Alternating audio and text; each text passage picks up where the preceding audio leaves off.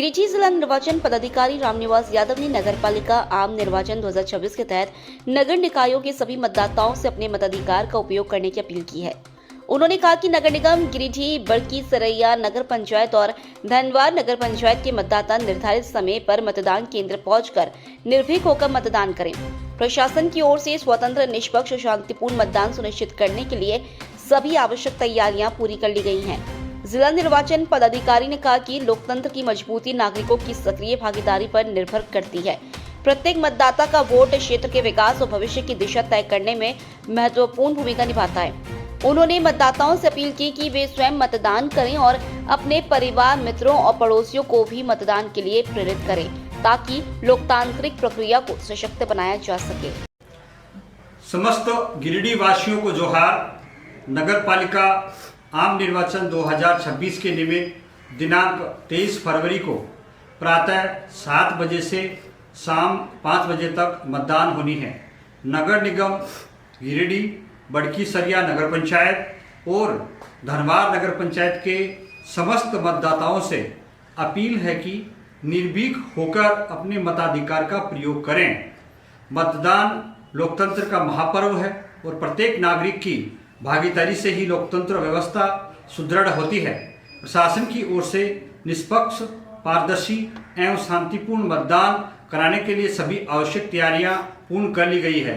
आप सभी से अनुरोध है कि अपने घरों से बाहर निकलकर लोकतांत्रिक प्रक्रिया में अपना सक्रिय सहभागिता सुनिश्चित करें।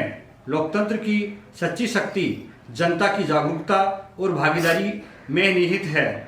मतदान केवल अधिकार ही नहीं बल्कि हमारा नैतिक कर्तव्य भी है। एक एक वोट हमारे क्षेत्र, राज्य और देश के भविष्य को दिशा तय करता है। आपकी भागीदारी से ही पारदर्शी, सशक्त और जवाबदेह शासन व्यवस्था का निर्माण संभव है। आइए हम सभी नागरिक एक होकर लोकतंत्र के इस महापर्व में उत्साहपूर्वक भाग लें। अपने परिवार, मित्रों और पड़ोसियों को भी मतदान के लिए प्रेरित करें। जय हिंद, जय झारखंड।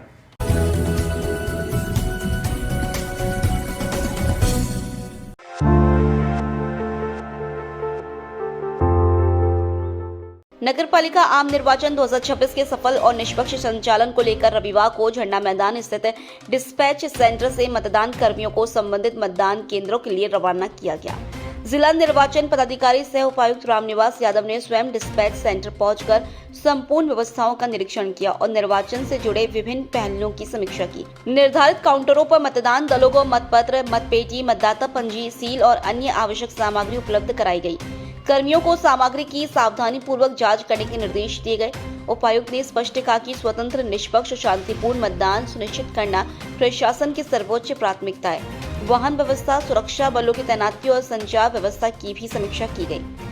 साथ ही सभी मतदान केंद्रों पर पेयजल, शौचालय और विद्युत जैसी मूलभूत सुविधाएं सुनिश्चित करने के निर्देश दिए गए।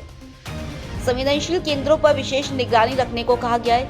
मतदान कर्मियों का उत्साहवर्धन करते हुए उपायुक्त ने उन्हें निष्पक्षता और कर्तव्य निष्ठा के साथ दायित्व निभाने की बात कही। निर्धारित समय अनुसार सभी मतदान दल अपने अपने केंद्रों के लिए रवाना हुए। झंडा मैदान से गिरिडीह नगर निगम और दोनों पंचायत, नगर पंचायत राज धनवार और सरैया के लिए यहाँ से पोलिंग पार्टी का डिस्पैच किया जा रहा है। 60% लोग अपने वाहनों की ओर चले गए। वाहन लेके वहाँ से अपने अपने मतदान केंद्र पे लोग चले जाएंगे। शांतिपूर्ण व्यवस्था हम लोगों ने रखी है। हम पूरे नगरवासियों और दोनों नगर पंचायत के जो सिटीजन्स हैं, जो वोटर हैं, उनसे अपील करते हैं कि सही समय शांतिपूर्वक निर्भीक होकर अपना मत का प्रयोग करें और सभी लोग मत का प्रयोग करें। पुनः हम लोग का निवेदन है। कितने बजे से मतदान कल शुरू होगी? कल 23 तारीख को मतदान सुबह 7 बजे शुरू होकर शाम को 5 बजे तक किया जाएगा।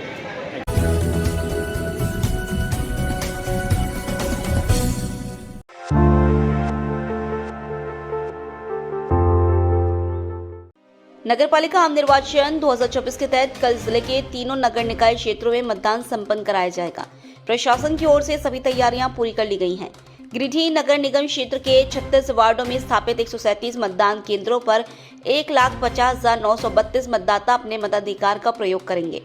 बड़की सरैया नगर पंचायत के 12 वार्डों में बनाए गए 15 मतदान केंद्रों पर 14,436 मतदाता मतदान प्रक्रिया में भाग लेंगे।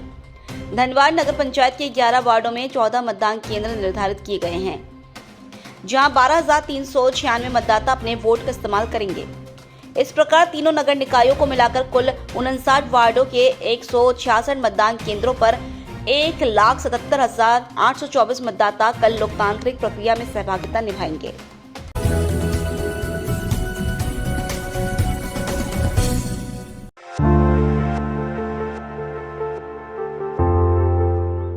तीसरी प्रखंड के कुम्हरटोली गांव में उस समय गहरा शोक फैल गया जब पश्चिम बंगाल की हुगली में सड़क दुर्घटना में जान गंवाने वाले राजेश राय का पार्थिव शरीर उनके पैतृक गांव पहुंचा। राजेश राय कई वर्षों से परिवार के बेहतर भविष्य के लिए बंगाल में रहकर मजदूरी कर रहे थे। बताया गया कि कार्यस्थल के दौरान हुए एक सड़क हादसे में उनकी मृत्यु हो गई। घटना की सूचना मिलते ही परिवार पर दुखों का पहाड़ टूट पड़ा। स्थानीय जनप्रतिनिधियों और ग्रामीणों के सहयोग से पार्थिव शरीर को एम्बुलेंस के माध्यम से गांव लाया गया। गांव पहुंचते ही परिजनों के विलाप से माहौल अत्यंत भावुक और गंभीर हो गया। बड़ी संख्या में ग्रामीण अंतिम दर्शन के लिए जुटे। रविवार को हिंदू रीति रिवाजों के साथ उनका अंतिम संस्कार किया गया। परिवार आर्थिक और मानसिक रूप से गहरे संकट में है। परिजनों ने समाज और प्रशासन से सहयोग की अपील की है।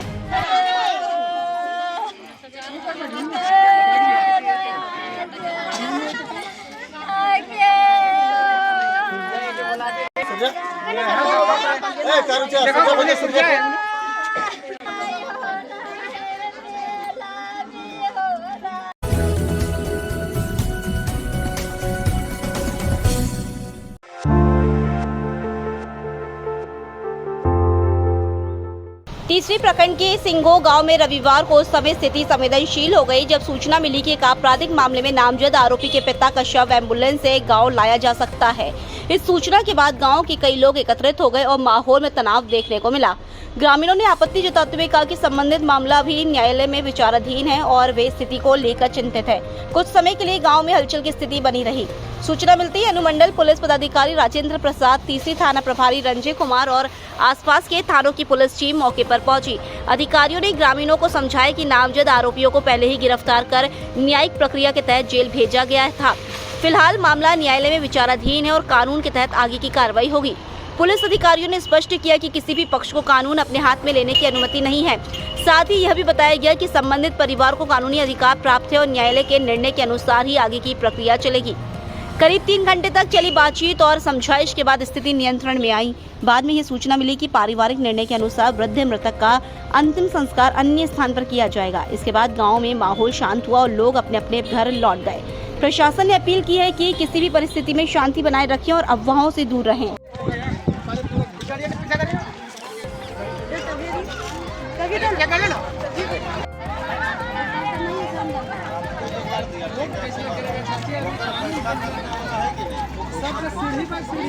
इसका फैसला क्या है? सबसे सीढ़ी बाय सीढ़ी लगा है सर। अब मुझे कानून में जहाँ जेल में हो अभी को हम वोट कर अब अभी जेल में है। अब तुम दवाइयाँ तभी ना जे दवा है उतारते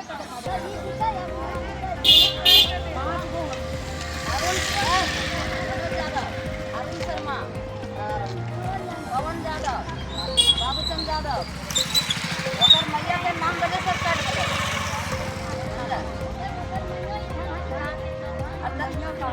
अब देखिए सर, आता है जाता है हो जितने थोड़ा हम बता रहे हैं।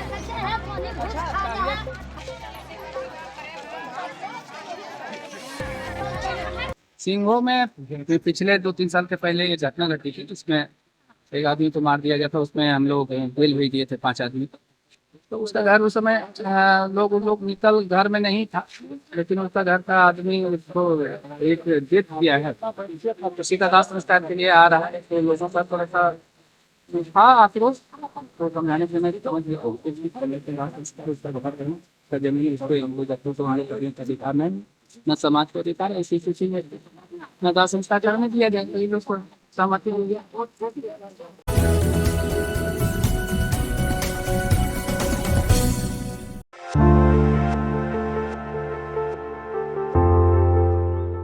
गिरिडीह के अलकापुरी सेंटर में रविवार को स्पेक्ट्रम कैरियर इंस्टीट्यूट द्वारा SAT यानी स्पेक्ट्रम स्कॉलरशिप कम एडमिशन टेस्ट का सफल आयोजन किया गया। इस परीक्षा का उद्देश्य जिले के प्रतिभाशाली विद्यार्थियों को सम्मानित करना और उन्हें आगे की पढ़ाई के लिए प्रोत्साहित करना रहा। परीक्षा कक्षा 6वीं से 10वीं तक के विद्यार्थियों के लिए आयोजित की गई, जिसमें बड़ी संख्या में छात्र छात्राओं ने भाग लिया।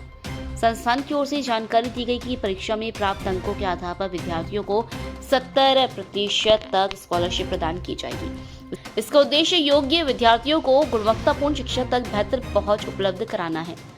कार्यक्रम में मुख्य अतिथि के रूप में उपस्थित एएसपी सुरजीत कुमार ने शिक्षा के महत्व पर प्रकाश डालते हुए कहा कि शिक्षा व्यक्ति के सर्वांगीण विकास की आधारशिला है। उन्होंने विद्यार्थियों को अनुशासन, निरंतर मेहनत और सही दिशा में प्रयास करने की सलाह दी। इस अवसर पर SI Pintu Kumar, software engineer Digambar Kumar, engineer Abhilash Kumar और बैंक प्रबंधक राकेश रंजन भी उपस्थित रहे। अतिथियों ने विद्यार्थियों को लक्ष्य के प्रति समर्पित रहने और आत्मविश्वास के साथ आगे बढ़ने के लिए प्रेरित किया। संस्थान के निदेशक इंजीनियर प्रदीप कुमार ने बताया कि अलकापुरी सेंटर पर इस वर्ष से कक्षा 6वीं से 10वीं तक की नियमित पढ़ाई प्रारंभ की जा रही है, ताकि विद्यार्थियों को प्रारंभिक स्तर से ही सुदृढ़ शैक्षणिक आधार मिल सके। उन्होंने कहा कि संस्थान का लक्ष्य विद्यार्थियों को IIT, JEE और नीट जैसी राष्ट्रीय स्तर की प्रतियोगी परीक्षाओं के लिए तैयार करना है। अन्य निदेशक इंजीनियर मिथिलेश कुमार एवं इंजीनियर बसंत कुमार ने बताया कि संस्थान पिछले 5 वर्षों से गिरिडीह में सक्रिय है और प्रत्येक वर्ष कई विद्यार्थियों को देश के प्रतिष्ठित इंजीनियरिंग एवं मेडिकल संस्थानों में प्रवेश दिलाने में सहयोग करता रहा है। कार्यक्रम के अंत में SAT परीक्षा में प्रथम, द्वितीय एवं तृतीय स्थान प्राप्त करने वाले विद्यार्थियों को मेडल एवं ट्रॉफी देकर सम्मानित किया गया। आयोजन के सफल संचालन पर अभिभावकों और विद्यार्थियों ने संस्थान के प्रति आभार व्यक्त किया। एक बार शुरू करना है। जितने भी 5वीं क्लास के बच्चे थे, जितने भी एक्टिव हुए थे, सभी बच्चे हमारे लिए स्पेशल हैं। सभी को धन्यवाद और सभी को हार्दिक शुभकामनाएं। गिरिडीह के सभी नगरवासी एवं हमारे प्रिय छात्र एवं जितने भी छात्र के अभिभावकगण हैं, आप सभी को नमस्कार करता हूं। आज दिनांक 22 फरवरी को हम लोगों ने अलकापुरी ब्रांच में स्पेक्ट्रम करियर इंस्टीट्यूट की तरफ से एक SAT क्विज कंपटीशन का ऑर्गेनाइजेशन सफलतापूर्वक हम लोगों ने किया। और इस SAT क्विज कंपटीशन का मुख्य जो उद्देश्य था कि जितने भी हमारे गिरिडीह नगर में बच्चे पढ़ रहे हैं, आसपास में अलकापुरी, और साथ ही साथ जितने भी समस्त गिरिडीह के बच्चे हैं, अभिभावकगण हैं, उनके लिए एक अवेयरनेस प्रोग्राम हम लोग रखे हुए थे। अवेयरनेस करियर से संबंधित कि बच्चों को किस प्रकार से आने वाले जो करियर है उसमें किस प्रकार से सफलता प्राप्त हो सकता है, उससे संबंधित जितने भी हमारे कुछ डेलीगेट्स हम लोगों ने बुलाए हुए थे, कुछ डिग्नेटरीज को बुलाए थे। हमारे जो अभियान SP साहब थे वो आए हुए थे, साथ ही साथ बहुत सारे सॉफ्टवेयर इंजीनियर और बैंक मैनेजर लोग उपस्थित थे, जिन्होंने बहुत ही अच्छे से बच्चों को मार्गदर्शन किए कि किस प्रकार से आपको किसी भी पर्टिकुलर फील्ड में अगर आपको शिखर तक पहुंचना है तो किस तरह से आप सफलता हासिल कर सकते हैं, और किस किस प्रकार के जो स्कीम्स हैं वो अवेलेबल हैं, ताकि बच्चे, बहुत से गार्जियन लोग अनभिज्ञ रहते हैं कि हमारे पास पैसे नहीं है, हम शायद ये चीज़ें नहीं करा सकते, बच्चों को ये नहीं करा सकते। तो उससे रिलेटेड जो अवेयरनेस था, हमारे जितने भी डिग्नेटरीज थे उन्होंने बताए बच्चों को। और इस SAT का दूसरा उद्देश्य ये था कि जितने भी बच्चे हैं उनको कॉन्फिडेंट बनाना था, उसको साथ ही साथ थिंकिंग स्किल्स उसके अंदर आए, डिसीजन मेकिंग स्किल आए। और तरह के लोन मिलते हैं, जैसे मान के चलिए जो इंजीनियरिंग बैकग्राउंड के लिए इंजीनियरिंग फील्ड में जाना चाहते हैं, उसमें भी अलग अलग कैटेगरी के इंस्टीट्यूट्स हैं। लेकिन मैं आपको बताता हूँ कि इस पृथ्वी पे जितने भी प्राणियों ने जन्म लिया है उसमें मनुष्य भी एक प्राणी है, और सबसे सर्वश्रेष्ठ अपने आप को इस पृथ्वी पे मनुष्य ने अपने समाजीकरण और अपनी बुद्धिमत्ता के बल पर साबित किया है। और ये साबित करने में वो सक्षम केवल शिक्षा के माध्यम से हुआ। तो इसलिए शिक्षा प्राप्त करना अति आवश्यक है। और शिक्षा में भी कैसी शिक्षा? सकारात्मक शिक्षा, नकारात्मक शिक्षा नहीं, सकारात्मक, पॉजिटिव एजुकेशन। तो इसलिए आप लोगों का पढ़ना जरूरी है, क्योंकि आपको एक सर्वश्रेष्ठ प्राणी इस पृथ्वी का बनना है।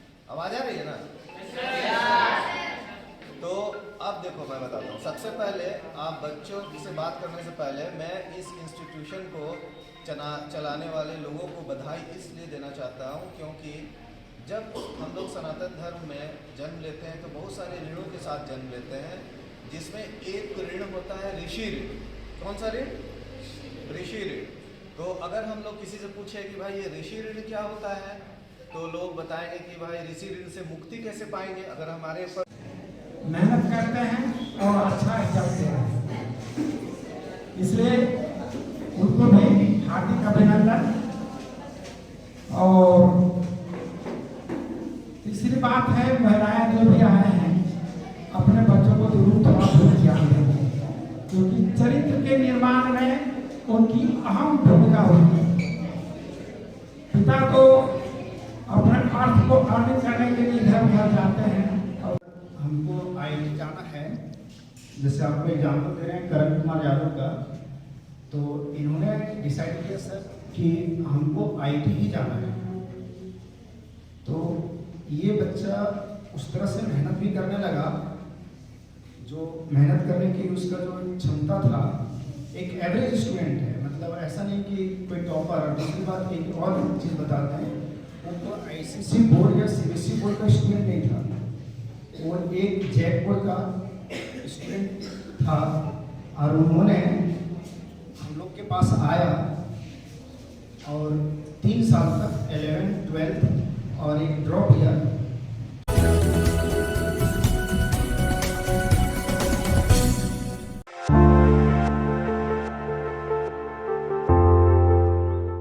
बरवाजी स्थित मानसरोवर तालाब परिसर में रविवार को स्वच्छता अभियान आयोजित किया गया। यह कार्यक्रम सत गुरु माता सुदीक्षा जी के मार्गदर्शन में संत निरंकारी मिशन के बैनर तले संपन्न हुआ। बताया गया कि प्रोजेक्ट अमृत स्वच्छ जल स्वच्छ मन के तहत इस अभियान को आगे बढ़ाया जा रहा है। अभियान के दौरान मिशन से जुड़े सदस्य एकजुट होकर तालाब की साफ सफाई में जुटे और जलाशय से कचरा निकालकर आसपास के क्षेत्र को स्वच्छ बनाने का प्रयास किया। संगत इंचार्ज अश्विनी अंबेडकर ने जानकारी दी कि देश भर में हर वर्ष इस तरह का स्वच्छता अभियान चलाया जाता है। उन्होंने कहा कि भारी स्वच्छता के साथ साथ आंतरिक सकारात्मकता भी आवश्यक है, इसलिए समाज में सद्भाव और सहयोग की भावना को बढ़ावा देना चाहिए।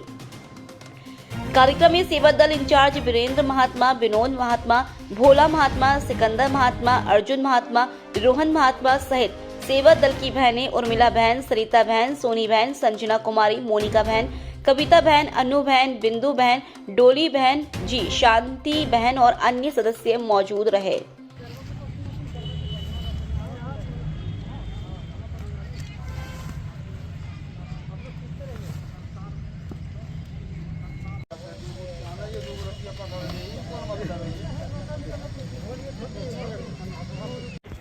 प्यार से कहना चाहिए, धन्यवाद जी।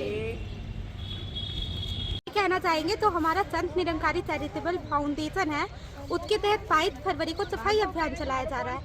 तो इस सफाई अभियान का यही महत्व है कि हम लोग यहाँ पे अपने इलाके को साफ रख सके। हम लोग को साफ सफाई होता है, हर साल होता है। दिल्ली से आदेश आता है, सतगुरु माँ, सुरक्षा माँ, हर ऑल फील्ड में, पूरा फील्ड में हम लोग को ब्रांच है और पूरा फील्ड में हम लोग को ब्रांच में आज सफाई के अवसर पर जल का प्रदूषण हटाने के लिए साफ सफाई करते हैं।